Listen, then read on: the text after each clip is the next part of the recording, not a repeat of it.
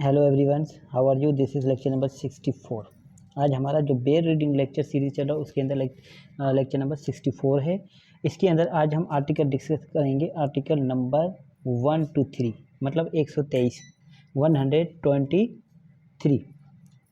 और ये Indian evidence act की बात करें तो ये सेक्शन बन जाएगा इंडियन एविडेंस एक्ट का 107 मतलब 107।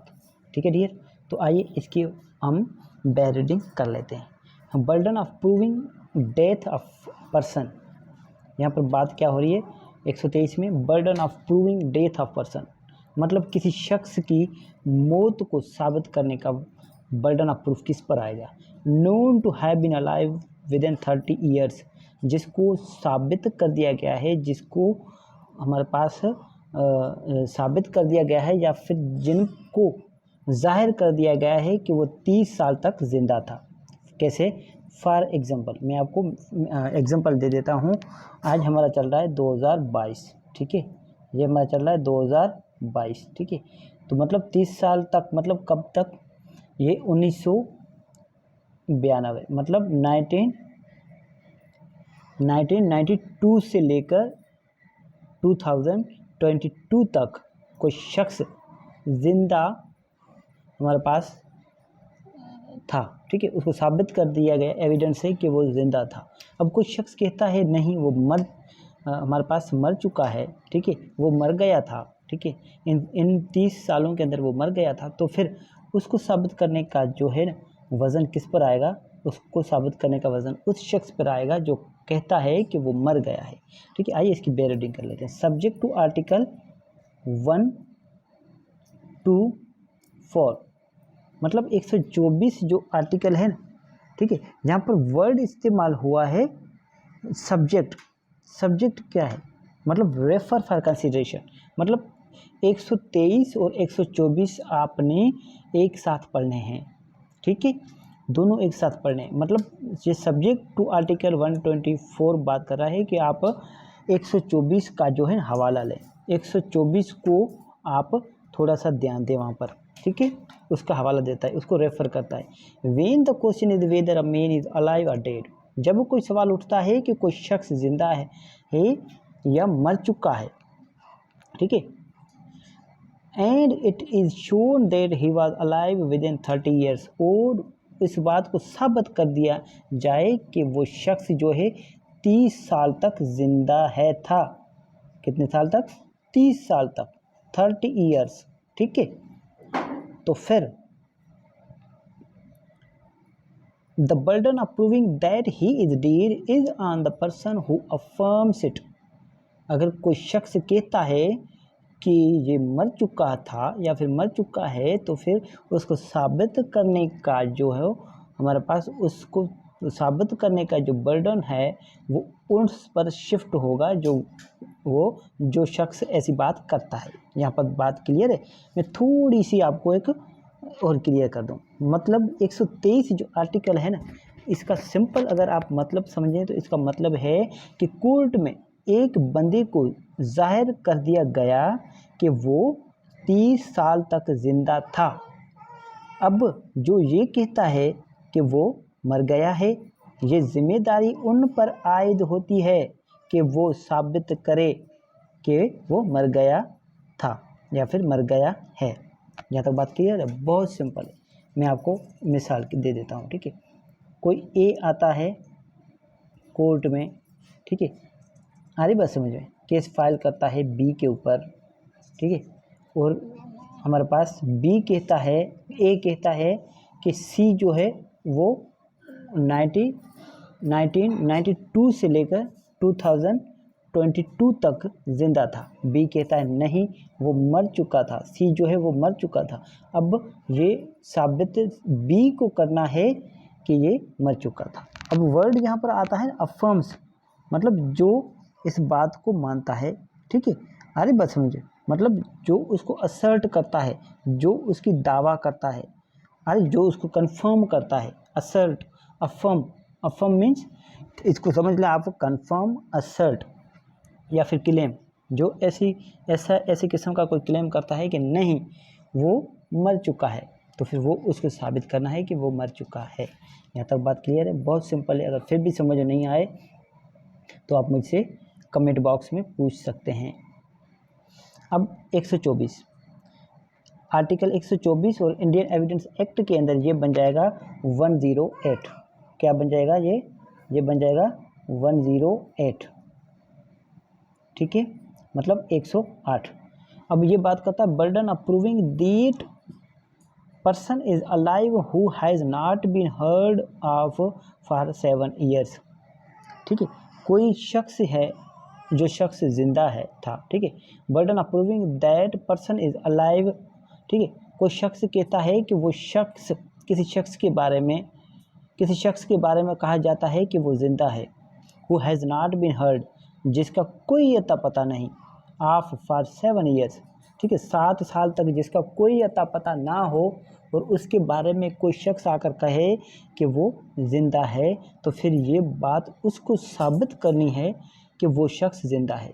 मतलब उस शख्स का ज़िंदा होना, अलाइव रहना, उस शख्स को साबित करना है जो कोर्ट में आकर कहता है कि वो ज़िंदा है, जबकि उसको साबित कर दिया गया एक शख्स को, ठीक है, कि वो मर चुका है। फॉर एग्जांपल एक क्वेश्चन है कोर्ट में कि ए मर चुका है और साबित कर दिया, ठीक है, गवाही के ज़रिए एक्स ने साबित कर दिया कि ए जो है वो ज़िंदा है। आज बात समझ में? यहाँ तक बात क्लियर है? ठीक है, तो इसको थोड़ा सा एग्जांपल को मैं थोड़ा सा और समझाता हूँ और तरीके से कि कोई ए है, ए आके कहता है कि एक्स जो है ना वो हमारे पास मर चुका है, ठीक है, और ए इस बात को साबित करने में कामयाब होता है और साबित कर लेता है कि एक्स मर चुका है, ठीक है। ए कहता है, ए ने कहा कि एक्स मर चुका है और ए ने साबित कर लिया कि 7 साल तक जो है इसका कोई कहीं पर भी कोई अता पता नहीं, मतलब ये मर चुका है। 7 साल तक इसने जाहिर कर दिया, मतलब अभी कौन सा चला, 2022 चल रहा है, तो इसने 2015 से लेकर 2022 तक ये साबित कर दिया कि इस टाइम पीरियड के अंदर वो मर चुका है। अब कोई शख्स कहता है, यहाँ पर बी कहता है कि नहीं ये ज़िंदा है, बी कहता है कि नहीं एक्स ज़िंदा है, तो फिर ये बी को साबित करना है कि एक्स जो है वो ज़िंदा है। यहाँ तक बात क्लियर है? सिंपल है बहुत। इसकी पैरोडी कर लेते हैं। When the question is whether a man is alive और डेड, जब किसी शख्स के बारे में ये सवाल उठे कि वो ज़िंदा है या मर चुका है, एंड इट इज़ प्रूव्ड, और ये साबित कर दिया जाए, that he has not been heard of for 7 years, ठीक है, और ये साबित कर दिया जाए, ठीक है, या कर दिया गया कि उस शख्स का 7 साल तक कोई अता पता नहीं, ठीक है, by those who would naturally have heard of him, जो कि आम तौर पर उसके बारे में सुना करते थे। If he had been alive, अगर वो ज़िंदा होता तो उनको पता होता, मतलब वो ज़िंदा नहीं है, 7 साल से उसके बारे में कोई अता पता नहीं, मतलब वो मर चुका है। The burden of proving that he is alive, अगर कोई शख्स कहता है कि वो ज़िंदा है, तो फिर वो उसको साबित करने का जो बर्डन है ना, वो किस पर शिफ्ट होगा, is shifted to the person who affirms it, तो फिर ये बर्डन उस पर शिफ्ट होगा जो कहे कि ये शख्स ज़िंदा है। अरे बात समझ में? यहाँ तक बात क्लियर है? मतलब मैं आपको सिंपल और सादे अल्फाजों में समझाने की कोशिश करता हूँ कि आर्टिकल 124 जो है ना, ये बात करता है कि कोर्ट में एक बंदे के नाम पर साबित कर दिया गया कि 7 साल तक उनका कोई अता पता नहीं, मतलब मरा हुआ करार दे दिया गया, मतलब उसको साबित कर दिया गया कि वो मर चुका है, 7 साल के अंदर उसका कहीं पर भी उसका कोई नाम और निशान नहीं मिलता, मतलब वो मर चुका है, ये साबित हो गया कोर्ट में, ठीक है। अब ये जिम्मेदारी उन पर आती है जो ये कहता है कि वो ज़िंदा है, तो फिर वो इस बात को साबित करे, और मतलब वो साबित करे कि ये शख्स ज़िंदा है, मतलब इसको साबित करने का जो बर्डन है ना, जो बोझ है, जो वज़न है, वो किस पर आएगा? वो उस शख्स पर आएगा जो शख्स कहता है कि ज़िंदा है। मतलब एक शख्स कोई असर्ट करता है, दूसरा डिनाई करता है। जो शख्स असर्ट करता है वो प्रूव कर लेता है, वो साबित कर देता है, वो प्रूफ दे देता है, तो फिर बर्डन ऑफ प्रूफ शिफ्ट हो जाएगा। ठीक है, इसको साबित करना था, इसने साबित कर लिया, अब किसी और को साबित करना, मतलब इसने तो साबित कर दिया, अपनी गवाही चला गई, अब आप इसको डिसप्रूव करो। यहाँ तक बात क्लियर समझ में आएगी? तो बर्डन ऑफ प्रूफ अगले शख्स पर आ जाएगा जो कहता है नहीं ये जिंदा है। यहाँ तक बात क्लियर है? कैसे? मैं आपको मिसाल दे देता हूँ। ठीक है, कोई ए है, ए कोर्ट में आकर, यही मिसाल मैंने आपको पहले दिया है, ए कोर्ट में आकर कहता है एक्स जो है मर चुका है, और इस बात को ए जो है वो साबित कर देता है कि एक्स मर गया है। ठीक है, गवाही चलाता है, सब आके गवाही देते हैं कि वाकई एक्स मर चुका है। अब यहाँ पर बी आके कहता है नहीं ये जिंदा है, तो फिर अब ये साबित किसको करना है? ये साबित बी को करना है कि एक्स जिंदा है। यहाँ तक बात क्लियर है? बहुत सिंपल है। अगर फिर भी किसी किस्म की कोई कन्फ्यूजन हो तो आप मुझसे पूछ सकते हैं। Thank you so much. अब हम इसके बाद हम आर्टिकल जो डिस्कस करेंगे वो आर्टिकल 125 डिस्कस करेंगे। मतलब इसके बाद जो लेक्चर आएगा वो हमारा लेक्चर आ जाएगा 65। Thank you so much.